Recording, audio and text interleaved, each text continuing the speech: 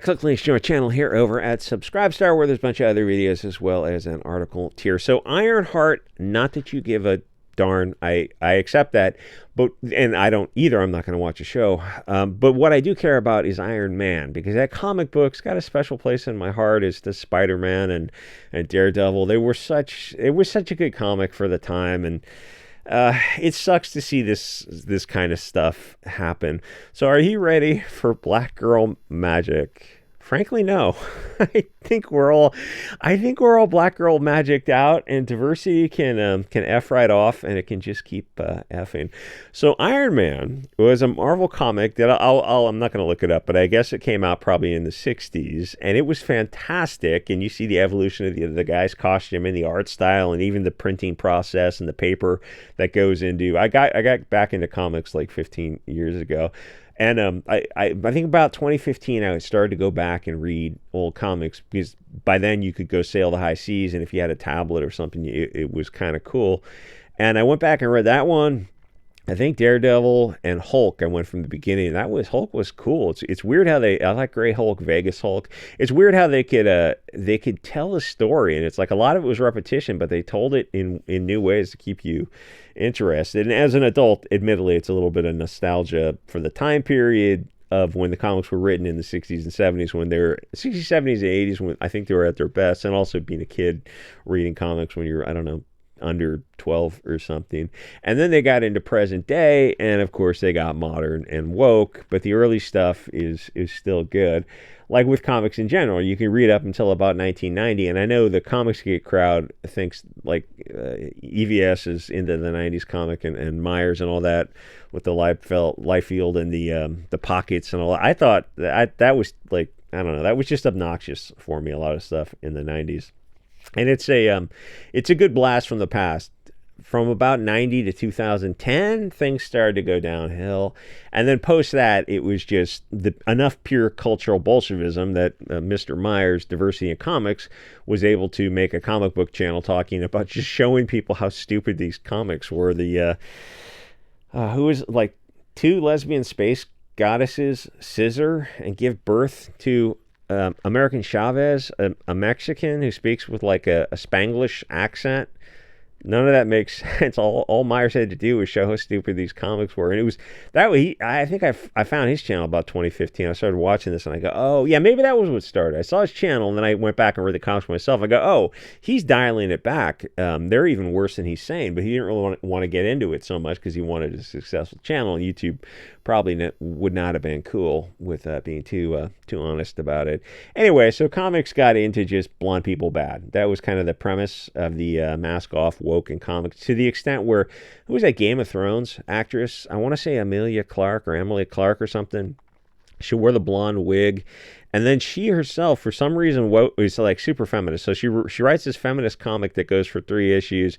It's called Moms or Mothers or something, and it was all a wall of text, just walls and walls of feminist lecturing, just insane, like people who live in a liberal echo chamber where nobody ever looks at them and starts like breaking down their argument when they have to defend it logically. It's just nonsense, and just walls and walls of text about her vagina and PMS and all this kind of stuff. But it was to the extent where the antagonist in the character, she wants to stick with feminism, was of course a blonde-haired, blue-eyed woman, because naturally that's like, oh, so I mean, like a Chinese woman would be kind of more realistic, maybe Indian, Middle Eastern woman running a business. No, it's going to be blonde-haired, blue-eyed, but they're like the nicest people on earth. I mean, they do the most for other people. Why? It's kind of weird. Oh, because they're the only safe group I can attack. Yeah, how well did Moms sell a comic about, like, I'm special, I've got PMS. Anyway, Iron Man the comic was fun for decades. And Tony Stark, I looked vaguely Mediterranean. I don't remember his backstory. The Mediterraneans are kind of like the people of color for Europe. There's an analogy, I don't know if I can say it on YouTube, where Spain is like, maybe I can't say it. Anyway, the problem with Tony Stark, played by Robert Downey Jr., was he wasn't an obnoxious, woke, super genius, black, female pronoun of colors and all kinds of the woke talking points. So a black female is kind of right up there at the top of the list. Trans and Muslim are also up there fighting it out for number one, but for Disney to portray trans is a bridge too far even for Disney, and Muslim probably is right up there as well. So black female for them is safe, and plus it's very visible, visibly apparent that you know what you're dealing with. Where there's a lot of people kind of vaguely, and like Birds of Prey did this, where they had the antagonists gang were these shaved head guys who were ethnically ambiguous, but they weren't white. They were just kind of Latin American, Middle Eastern. You didn't know exactly what they were, and they shaved their heads and had them wear beanies because they didn't want to. They knew the believability of having like a blonde gang. It was just a bridge too far for that movie, and which of course was a huge bomb. And the emancipation of one Harley Quinn is like, wow, that is his do you take pretentiousness and you just double down on it, and nobody took you aside and says, no, hey, we got to put her in booty shorts and a tank top, because that was half of what sold her in the first movie. You understand? And the first movie was dog shit as well. It went 45 minutes into the movie, and then it like started over, and I looked at my buddy, I'm like, what just happened? Did they just start the movie over again? The problem being that the audience actually have all those groups, three groups I just mentioned, at the bottom of their desirability list.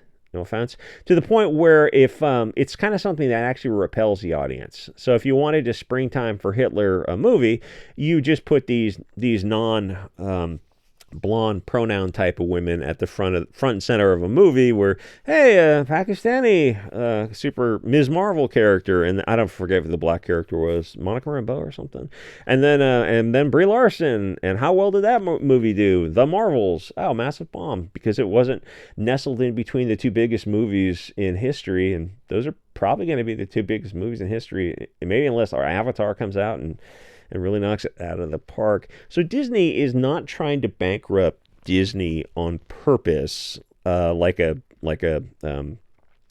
producer's movie, but it's going to happen because they're woke, and this isn't some fad. This is the core of Disney's management. They're not shy about telling you how they feel. In fact, they go on Zoom calls where 40-year-old women talk about their kids' genders and sexual proclivities and being trans, and nobody takes them aside and says, holy shit, this is too much information. Give your kids some effing privacy.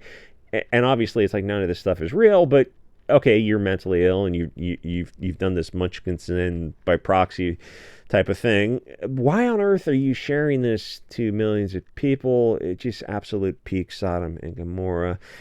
So Disney is going to sail this ship off the edge of the disc world to go visit the elephants. They don't give two shits about it. They're globalist parasites. They will go bankrupt. They don't care. It doesn't affect them. They're the people at the top making the decisions, independently wealthy. They'll just go on to something else.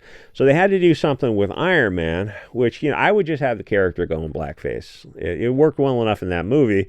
You think, that movie was what, like 10, 15 years ago, I think?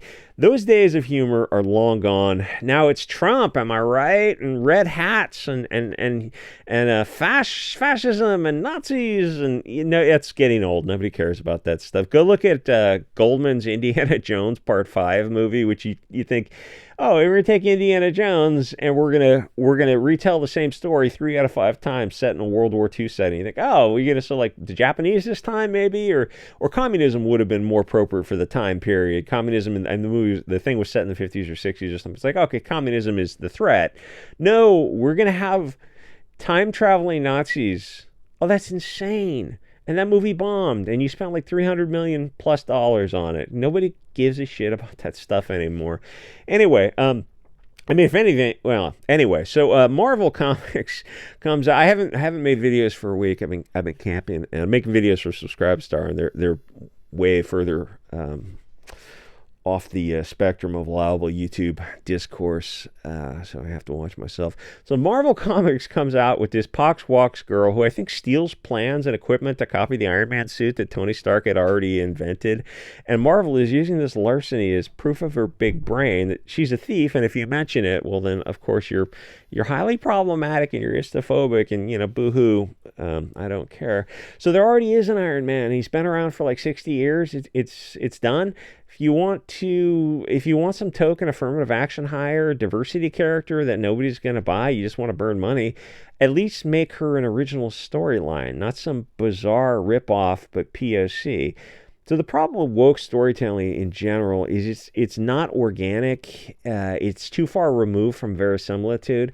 You can read classic stories about elves, hobbits, and orcs from European folklore, and the stories work. And then you read something like the Elf Quest comic, and it's mixed race, space, communism propaganda with a lecture about how the black elf is just the same as the white elf, and there's a double-page spread where she's giving some lecture about 70s era garbage. And the liberal truly doesn't understand why propaganda doesn't work. And now people have learned that a non-white character means it's going to be an affirmative action higher storyline. She's going to be a Mary Sue. There's no hero's journey when the character's already at the conclusion of their journey at the beginning of the story. There's no point in watching. It's somebody said something about Black Panther where before the movie comes out, and he had the tweet to prove it. He said they're gonna talk about basketball and slavery, and the opening scene I think is about them playing basketball, talking about all this stupid cliche. The thing with verisimilitude, the appearance of truth, is the super geniuses of the world, love him or hate him, they look at least visually like people like Elon Musk or his Tesla namesake. They don't look like Shuri or Riri Williams. I mean, you're talking about like this statistical anomaly in comics and movies that come up every time where I was reading some like Archie comics a long time ago, and they have a blonde-haired, blue-eyed motorcycle gang, and then you read Al Ewing's Immortal Hulk, and it went for 50 episodes, and the first couple issues in the series, a blonde-haired, blue-eyed motorcycle gang, and there's a blonde-haired, green-eyed guy in the first issue. And this is how stupid it was, and I still remember this, like 5 years later. This blonde-haired, green-eyed guy goes to rob a liquor store, and he deletes a bunch of people, and there's a lecture on the Second Amendment, and then he goes back to his blonde-haired, blue-eyed motorcycle gang, and I look at Al Ewing, I'm like, what's the color of the sky in your world where you think this is happening? It's like, oh, but it did happen this one time. Yeah, that's the statistical improbability. You're talking about the extreme outlier of the bell curve, but in comics and movies and Hollywood propaganda, you see that coin come up. You flip a coin, and 100 times out of 100, it lands on its edge. So anyway, they made the Ironheart comic in 2019, and they had great first issue sales because they did a lot of covers. And collectors like to be able to buy the comic and sell the first issue, and I think it appreciated to $15, so it's not amazing. And then after the first issue, sales fell off a cliff because the story is stupid. It's like, there's already Iron Man. You just made her black and female, and she stole the costume. None of this makes sense. And the audience you're marketing to, POC, WOC, girls, Poxwalks, they don't buy comics. And non-Poxwalks people don't want to read about them, so it went 12 issues and it was canceled. And honestly, it was probably subsidized past issue 3, and a failure. Except that doesn't matter when you have Disney deep pockets, and if they want to take a failure of a character and spend $200 million on a movie or hear a streaming show, which might even cost more than a movie, they will, because money doesn't matter. So the thing to do is, what I would do is I would race swap her to a blonde-haired, blue-eyed German kid who is some kind of genius inventor, because that kind of, it feels, I think people would accept that. And people have had this wokeism of using non-white characters, of being the bestest ever at everything, just rammed down people's throats. It's not selling. to people, like a little Elon Musk character in South Africa, where he sees the suit off in the distance, and he doesn't steal the plans, and he doesn't steal the suit, but he redesigns it or back engineers it from what he sees that it can do, and he goes, okay, well, how do I get there from here? What power plant do I have to use? That might be a little, I mean, even that would be stupid, because it's like, oh, you're just making it's like when TV shows did this in the 80s, where the show was starting to lose its viewership. They would get a new cute little kid, and it would be like the kitten effect, to try to get the audience back. They would just bring in a new cute little character. It was friggin' obnoxious for the time. You go back and watch those 80s shows for a piece of nostalgia, and it's like, oh, they were horrible. They had the racially ambiguous, that's Sacha Baron Cohen? I'm not seeing it. I think that's him. Anyway, no, they're not going to race swap this to a little blonde-haired, blue-eyed German kid. They would catch fire if they did that. They spontaneously combust. These are lizard people making movies for other lizards, and it's probably going to do even worse than She-Hulk, which at least had a Ally McBeal audience built in. And I have a conspiracy theory about all those 80s, 90s, Ally McBeal, Melrose Place, 30-something, about they're pushing the worker girl, the career girl who should be home pregnant. Like the whole destruction of society, it's like was firmly helped along by pushing that in the 90s. What was the last movie? Captain Falcon America, where they race swapped Chris Evans for, I don't even know the guy's name. Was Harrison Ford in that movie? It's like I saw it last month, right? I mean, I sailed the high seas to go see it, and I already forgot it. And I think, didn't Disney just have another bomb? I can't even, that's how forgettable they are. It's like, I don't even remember this stuff. Or The Marvels with Brie Larson and two diversity hire sidekicks, and even Madam Web with Sydney Sweeney and her giant D cups. She had two sidekicks, and I gotta admit, that one I didn't even bother seeing. Disney's had a lot of failures lately, and this is going to be another failure, and it just doesn't matter. Not when you've got Disney deep pockets.